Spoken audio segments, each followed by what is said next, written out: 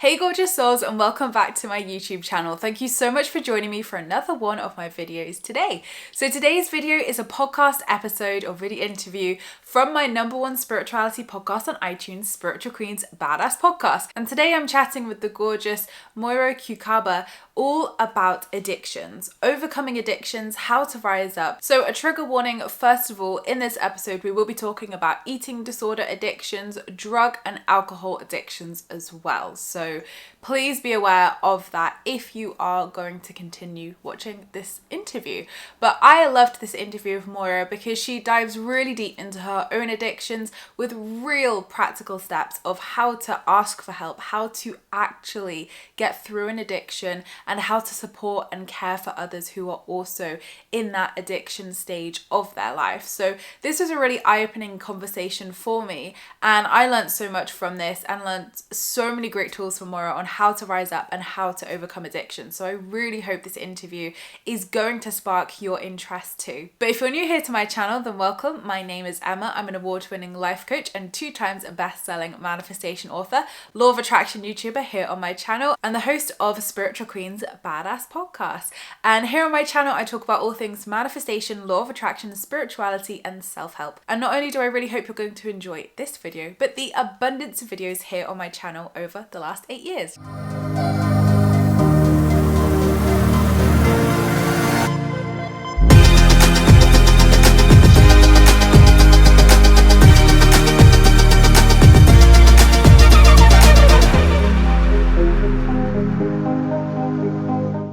So I really hope you're going to enjoy Moira and I's interview. A link to Moira's website is in the description below if you'd like to find out more about her work. And please let me know what your biggest takeaway is from this interview in the comments below, because I would love to hear what you're taking away and what really inspired you today. So without further ado, here's the interview. Hey gorgeous souls, and welcome back to another one of my Spiritual Queen's Badass Podcast episodes. Thank you so much for joining me for another one of my episodes today. And today I have the lovely Moira Kucaba with us. So Moira, if you don't know, is a lifelong entrepreneur. She stepped into her purpose in 2015 and began coaching thousands of people on how to achieve radical success in all areas of life. She continues to teach and transform minds through her courses, speaking engagements, and coaching business. So me and Moira met a month ago now when I went on her podcast, and I knew that I had to get her here on the podcast too, because I loved everything she was saying.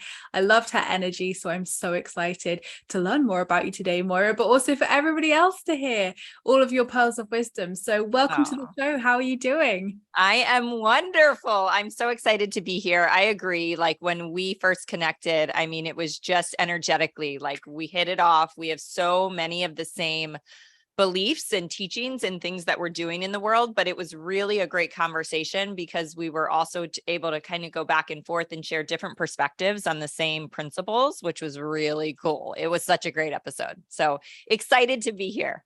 Oh, yes. And you can go and listen to that on Moira's podcast, that episode we're talking about. But Moira, before we get into all the good bits of all the amazing work you do, one question I love to ask every guest who comes on the podcast is, when did you spiritually awaken? What's your story?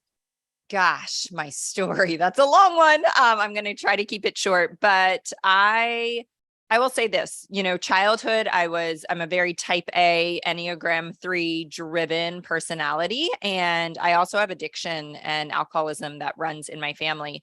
And I was, the star student, the top athlete, the just excelling and succeeding in every area, which also brings a lot of pressure, to a teen and a child. And when I started drinking in high school, I just I did that to the extreme as well. I do everything to the extreme, and I did that to the extreme and went down a really dark road, but ended up getting sober when I was 21 years old. So 23 years ago, I just gave my age away.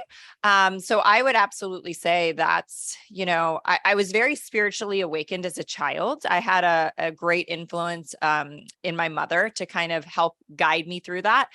And, then went down the dark road, but really came back to that clarity and that path of, personal growth and just, it's almost like a quest for that spiritual nourishment, and so I was lucky enough to be able to start that at a young age, relatively, I think at 21. And I've been at it ever since. Yeah. Amazing. And I was actually going to ask about your addiction and your recovery as well. So Yeah. we'll get to that a little bit later on, but it's really fascinating to hear how your story evolved. And obviously, like you say, I've asked that question to hundreds of people on this podcast now. And it's so interesting, everybody's different answers. And so many people do say, like, I was very spiritual as a child, and then I shut it off, or addiction happened, or trauma happened, or life happened. And then I came back to it in adulthood. So it was really interesting. Everybody's experiences and what they were doing as a child and how it's come full circle now. So I love that. And we can look back, and see that trauma or that addiction or that devastating season of our life was really such an incredible gift, because we wouldn't have opened up to the level that we are opened up to, doing the work that we needed to do at one point. Now just becomes a desire to do the work, but that wouldn't have been there without that really hard season. So I think it's important that if you're in a hard season, know that one day you'll look back and it'll be a huge gift. I promise. Amen to that. Absolutely. So what does it mean to you, Moira, to rise up? To rise up. I think, I was coaching somebody the other day, and this just kind of came through in some language. Sometimes when you're coaching people, they're like, that changed my life. And I'm like, oh, I guess that was an important thing that I said. So I think so often we're looking for our purpose. We're looking for direction in life. What is this all for? What am I on this earth for? And we overcomplicate everything, right? Our minds are really good at that. And I believe that everyone's purpose is to live into their potential, to just rise up to potentially how you were created. And in all of us, that is greatness, right? It is greatness in our relationships with ourselves, in our relationships with our friends and our family, in our work, right? We can all do really big things, bigger than we could actually ever imagine. And so when we live into that purpose and we live into that potential, that's what it really means to me to rise up.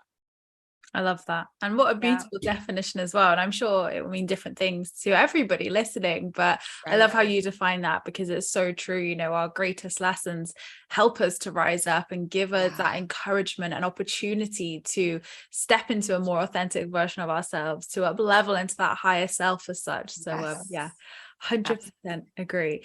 So I guess the question on everybody's lips, and definitely my lips, is what has been your biggest lessons as an entrepreneur? Because you've been doing this for so long now. So what have been the biggest challenges and lessons for you?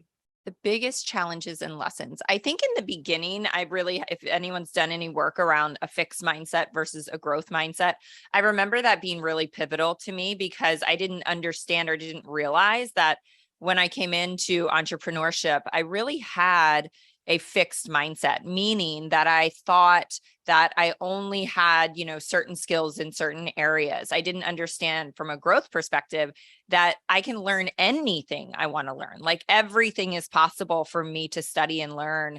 I believed that, failures were failures instead of failures are huge lessons, right? Like we can fail in business and we can look at that as, okay, that didn't work. Now I know exactly what not to do. Let me try something new. And, entrepreneurs, successful people have just failed more than the lesser successful people. And so really, truly looking at failure as a win was a big shift for me. And I needed to learn how to just, pivot and try things, pivot and try things, pivot and try things. And do them kind of quickly, just because the quicker you can go through those failures, and you're going to always go through them till the end of time, the quicker you learn the lesson and the direction that you really do need to go in. So true. And I think it's so hard. Like, obviously I've been an entrepreneur for 8 to 10 years now in 2 different businesses. And the challenges and failures and rejections and separate in the different companies were obviously very different, because it's a total different industry. But like you say, from that I was able to then learn and pick myself up and see it as divine redirection, and see it as, this just wasn't meant for me, but it's okay, because I've learned something, I've grown. And now, like, I see rejection and I see no's and I see failures in business so differently to how I did. It's like universal guidance, right? And Yes, the no's and the rejection, absolutely just guiding us to who we're supposed to align with, the connections we're supposed to make. But I have this great experience of my last business was on the outside, it was very successful. It could have been uberly successful, but it was just killing my soul. So I sunk a ton of money and a ton of time. I'm talking hundreds of thousands of dollars and thousands of hours into building this business that I chose to walk away from. And I can remember my mom saying something kind of flippant, like, oh, well, that was all for nothing. And it was truly my greatest gift because even though, yes, I learned a ton, I learned a lot of tangibles in that business, but more than anything, it gave me a perspective and a gratitude for the business I'm now in that made me successful in coaching. And I never, ever would have had the success that I have now had it not been for that experience, which from the outside in could look like a failure. Yeah. Yeah. It's so true. And, like in my first business, it taught me how to use social media. It taught me how to run a business. It taught me all the ins and outs of, how to really scale and things like that. And obviously the first time I was doing it, I was totally winging it. So this time I've had a little bit more direction, which is good from experience. But it's so true of like, from the outside looking in, people can say, oh, that was a failure or that was that. But actually you did it. You showed up. You did it, you succeeded. Like that's a freaking win in itself, but just not everybody's going to define that as a win. Right. Absolutely. When we shift it to that, we can empower ourselves so much more, because then we see that actually showing up, launching that business, putting yourself online, filming that reel, putting yourself out on YouTube, or talking about that product or talking about your book can feel so scary sometimes. So actually to even just do that and have all that experience, shows such a journey and experience that you went on. Yes, absolutely. I can remember in that last business, it had been kind of behind the scenes, a year of working on it before we launched. And I was talking to a girlfriend and she was kind of like, I had no idea that you were like doing all this huge work behind the scenes. And I was sitting in a place of like, fingers crossed, but like, let's hope it's successful. And I remember she looked at me and she was like, stop. She said, it doesn't matter at this point to me what the business does, success or not success. She's like, you have radically succeeded. You've built a brand. You've figured out how to do this. Like, and so I remember just taking that pause and being like, you're right. Like it could go no further. And I have done so much. And we as entrepreneurs need to constantly recognize that in ourselves and in our businesses and give ourselves so much more credit. And that leads me to the other thing that when you were speaking, I was thinking of, we have to, as entrepreneurs, protect the dream, right? We have to fiercely protect our dreams and our vision and where we're going, because if you want to do something crazy in the world, if you want to be wildly successful and it goes against the grain, there is going to be massive pushback. No one in history has ever done anything great without feeling, just massive pushback on their ideas, or that, they're crazy, or what are they thinking? And I can remember hearing that from family members, from friends. And so you have to listen. Like my biggest, if anyone takes anything away from this, it's every single day, there is like a whisper in your soul that is guiding you forward to do things. And when you honor that and you shut out the noise and you shut out the naysayers, that's when extraordinary things happen. Yeah, so true. And I actually saw an Instagram reel today, I think it was, ironically, that said, the bigger the goal or the bigger the vision, the bigger the resistance and the bigger the challenges. And I think I've learned that as I've, continued to scale in this business I think before I was just like, oh, when it gets bigger, when it earns more money, when it does this, it's going to be so much easier. And then I'm kind of meeting more challenges to the level of the success and then that resistance. And I'm like, whoa, okay. So it doesn't just get magically easier. The challenges and the different things that happen in business, and as you pivot and as, the world changes as well, like all of those things are relative to then where you are in that journey. So I always found that really fascinating. Absolutely. And coming from a growth perspective, we're kind of both in that field. The more we spiritually evolve, the more we personally grow in who we are, that can get really uncomfortable for the people around you because they're not growing, and we have to recognize that every once in a while, there has to be some kind of stepping back from relationships that aren't supporting you and finding the relationships that are supporting you, that are encouraging you, that can help you on your journey. And it's not from a negative standpoint at all. I mean, I love these people, but there came a point where I thought, I need to pull back a little bit if I am going to truly pursue this. Definitely, definitely. So let's talk about addictions then, because I'm sure, and I don't think we've actually covered this as a topic on the podcast yet. So it was really great to have you here to talk about that as someone who has lived and experienced that. Yes. So with your drinking addiction then, so you mentioned it was drinking. Did that then play out in any other areas of your life with addiction? All the areas. So I am probably one of the only people, not only people, but I work with women and I do work in the health and wellness sector as well.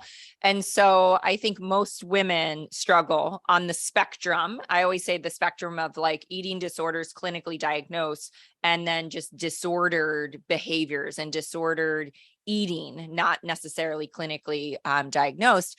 And as a child, I had none of that. I was an athlete. There were no influences in my home to kind of skew my relationship with food. I just, was totally detached from all of that. But I put down alcohol at 21 and quite literally picked up an eating disorder, like almost on the same day, because I was also trying to numb feelings that were coming up. And so I started to eat a lot of sugar and I just immediately fell into, coping with food, which then quickly turned into weight gain, which then is, so scary as a young woman. And so quickly turned into definitely a full-blown eating disorder, bulimia.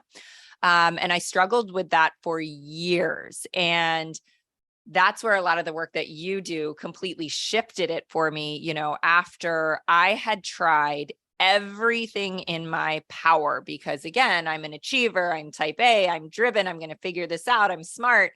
And I went down the therapy route. I went down, the different, diets that could kind of solve this problem, meeting with nutritionists, going to support groups. I was like, I am going to conquer this.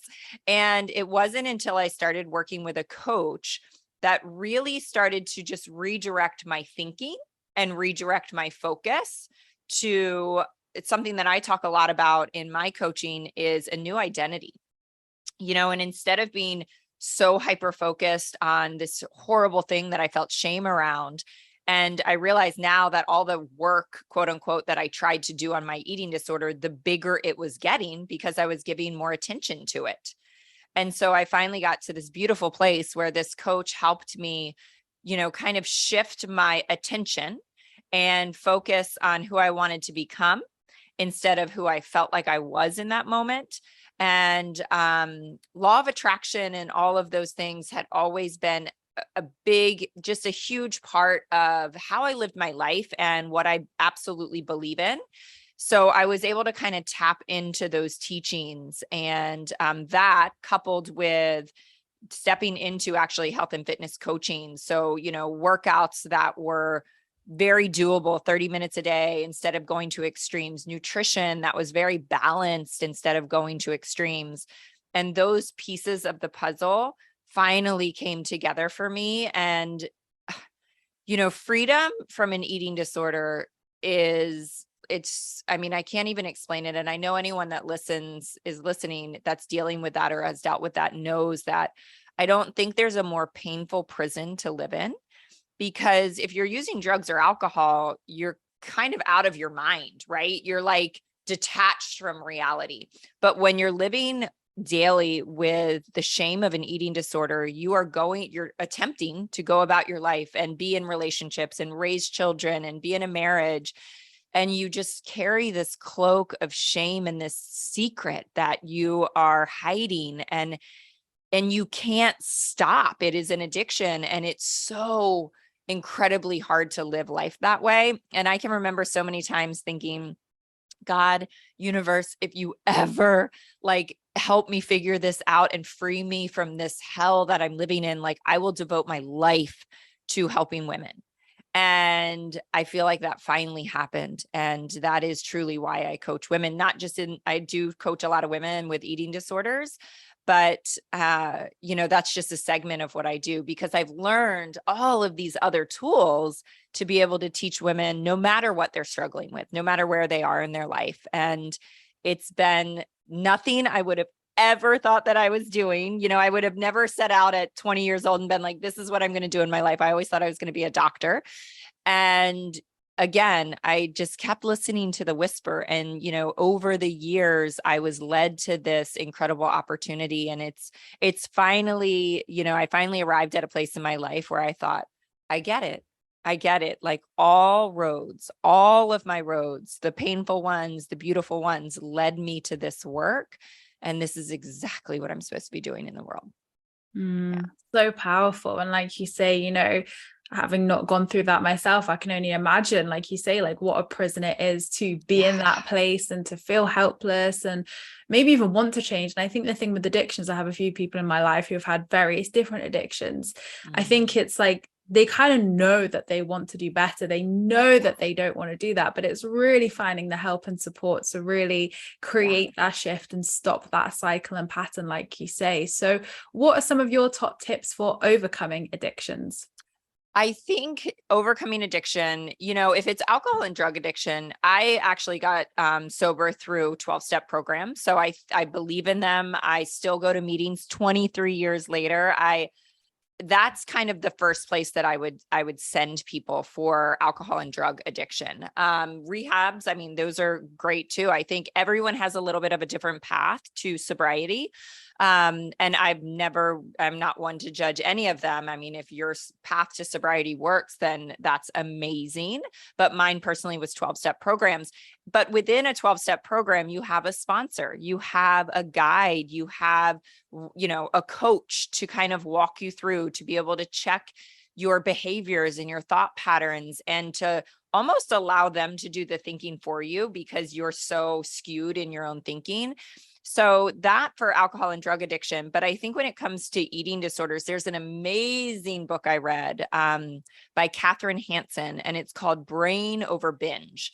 And it really teaches us that, we wire our brains for behaviors. It's just like any habit. If you can create the habit of waking up and drinking a glass of water, and for the first week you're like, why is this so hard to drink water? It's like, it's really hard, and you have to remind yourself, and you have to have, a note next to your bed. But after you do that for 2 or 3 weeks, it becomes habit. That's because it becomes ingrained in your wiring of your actual brain. And so when I was going through the eating disorder recovery, I had to detach from, I'm not a bad person. This isn't my character that's involved. This is truly a wiring of my brain that I need to fix. And that shift and that detachment really, really helped me. And Katherine Hansen talks a lot about that in her book, Brain Over Binge. It's a radical, avenue to recovering from eating disorders, but I believe in it wholeheartedly because it ties in so much with the law of attraction and what we're choosing to focus on, and whatever our mind is focusing on and thinking about, we are wiring that, we're creating more of that, we're drawing that towards us. And so that was really huge for me. And I think just get the support you need, with your friends and your family. I can remember the day that I told my brother that I had an eating disorder, and I sat there on the corner of a sidewalk with him, and I couldn't get the words out of my mouth for like 30 minutes. I mean, God knows what he was thinking. He was probably like, what is going on? But it was so hard to tell him this shameful thing. And I think that that's an important part, to just reach out to the people that want to love you through it and want to support you through it, and be honest with them.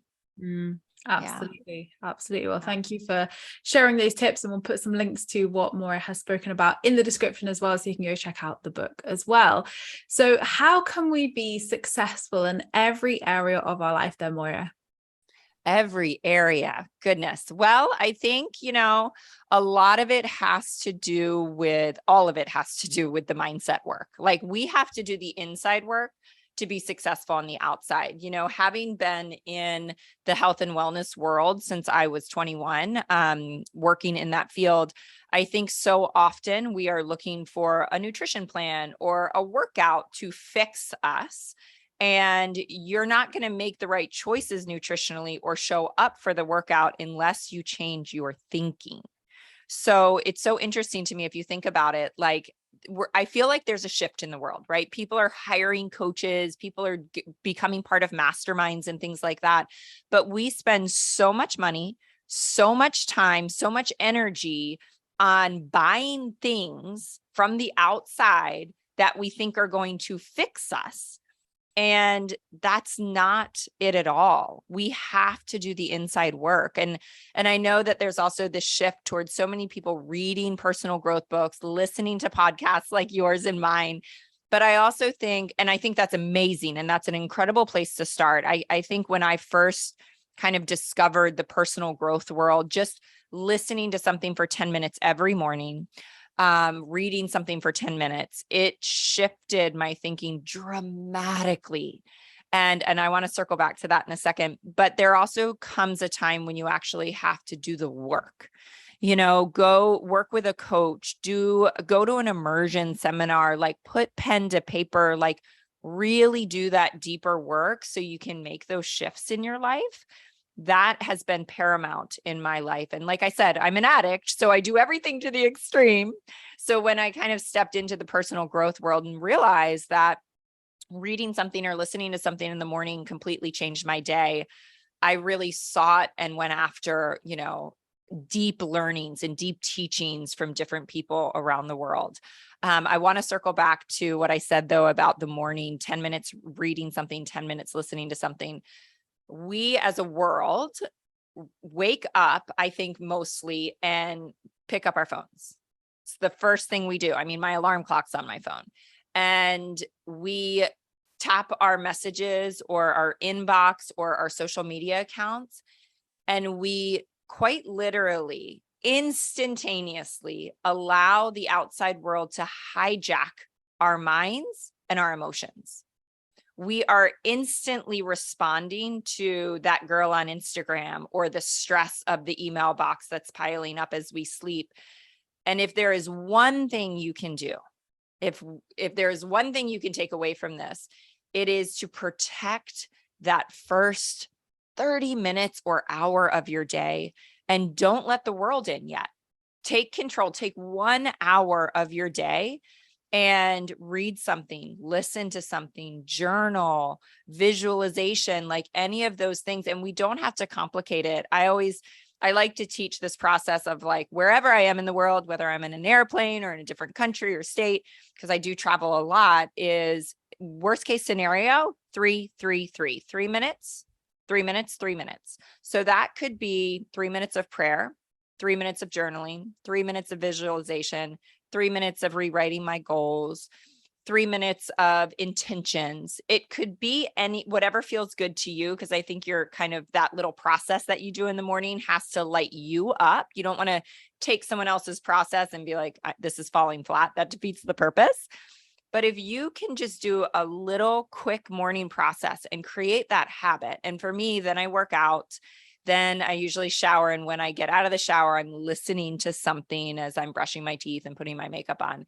But I have, because of that, created like this barricade of my heart and my mind, where when the world comes in, it doesn't knock me off balance as much, you know?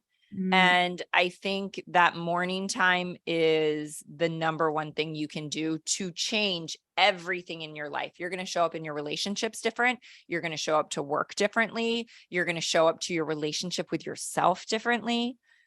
Allow something good to fill your mind before you let the negativity of the world in. So true. And like my daily practice, God, I'd be lost without it if I didn't do it first thing in the morning. And like, I know for everybody, like, I don't have any children yet, so I know for mums and things like that, parents, you know, it can be hard to just instantly give 10-20 minutes to journaling or meditation or whatever it is they want to do. But I think as you can do it as close as possible to when waking up, and like you say, don't let technology in the outside world in, even if your loved ones or your kids, that's fine. I think it's so important, and it sets us up for so much success throughout the day. We're so much more productive, so much more motivated. Life feels so much easier. We have more of that positive attitude because we have done something loving for ourselves. It is a good act of self-love, and we've done something positive to raise our vibes or manifest or just feel good, just give ourselves some TLC. So absolutely agree with that. It's so important we do that, and I think it could be the solution to many problems in the world if we all did one. Absolutely. Absolutely. And I think in that morning process, it's really important too, for some little piece of it to be either your vision or a vision board or your goals, because again, just glancing at something realigns our minds to what we're supposed to be doing throughout the day. And that's really where success comes from. We can, if we just kind of wake up and respond to the world, we are responding to what is coming at us. We are not choosing what we are doing and choosing our actions and choosing what we're creating in the world. So yes, that vision and all of that stuff is just so juicy and so good. Absolutely. So Moira, my last question to you today then is, what is one piece of life advice that you'd like to leave my lovely listeners with? Gosh, life advice. Well, I said, listen to the whisper. That is so incredibly important. The morning process is so incredibly important. Surrounding yourself with the right people is so incredibly important. So honestly, I think those three are my biggest things that I want people to take away from this, and don't make this harder than it is. When we are efforting or we're trying really hard to do something and we're not in flow, we can't stick with anything that doesn't feel really good. I can remember I was a student of a meditation teacher, like a guru, for a long time, because I kept hearing in the world, like, you should meditate, you should meditate. And so I kept trying to meditate, and I would wake up and force myself to meditate. And it really did at the time, like, it did a little bit for me, but it didn't do a lot. It was always a burden to wake up and go meditate. I never looked forward to it. And I remember one morning reading an article or something, and I was like, you know what? I am just going to put my headphones on and listen to something magical on YouTube for 5 or 10 minutes. And that, all of a sudden, I would wake up in the morning and I'd be so excited to go downstairs and get a cup of coffee and just do that, listen to 5 minutes of something. And I'll give you the link. I have a playlist on my YouTube full of those videos that are great for that. And that is just magical. The idea of a morning process is to find flow, right? Is to up our vibration, is to start our day off in a higher place than we woke up in. And when you can start your day off from a higher vibration versus tired and lethargic and stressed out, everything changes. Everything changes. So true. Thank you for sharing that, Moira. Amazing. Yes. So where can my lovely listeners find out more about your work if they want to come and follow you? Yeah, so it's Moira Kucaba on Instagram. That's probably where I show up the most. Same handle on TikTok. My website, moirakucaba.com. I know that's not the easiest to know how to spell, so we'll make sure we share everything below. And then I have a planner, which is, I should not even call it a planner, because it's my life process. I think it's all the pieces of how to really learn how to manage your time so that you're showing up fully and presently for all of your activities. It walks you through how to craft a vision for your life. It walks you through, reverse engineering those really big goals so that you know what to do every single day to stay on track towards those big dreams. So it is a planner, but it's just how I live my life. It's how I coach women. I never wanted to make a planner. I had no intentions of it, but the universe did. And I was doing so much of this work and seeing just lives change dramatically. And I thought, I need to put this process into something. And talk about not knowing what the heck you're doing. I remember my husband being like, wait, what? You're going to write a book? And I was like, I just know I need to, and I have no idea how to figure this out. And, fail your way forward, figure it out. That's what we do as entrepreneurs. So the Rise Up Planner has been around for maybe 5 years. And I actually just released a new smaller journal, what I call Book of Proof. And it is that morning process that takes 5 minutes where you're journaling how the world is showing up in your favor and focusing on those pieces. I ask you every day, what are you excited about? I ask you every day, what are you proud of yourself for today? So just taking 5 minutes a day to fill out that journal, I believe, honestly, is like the most powerful thing you could do because it's that morning process. Yeah. Absolutely. Amazing. And clickable links to Moira's website and her products will be in the description as well below for you guys.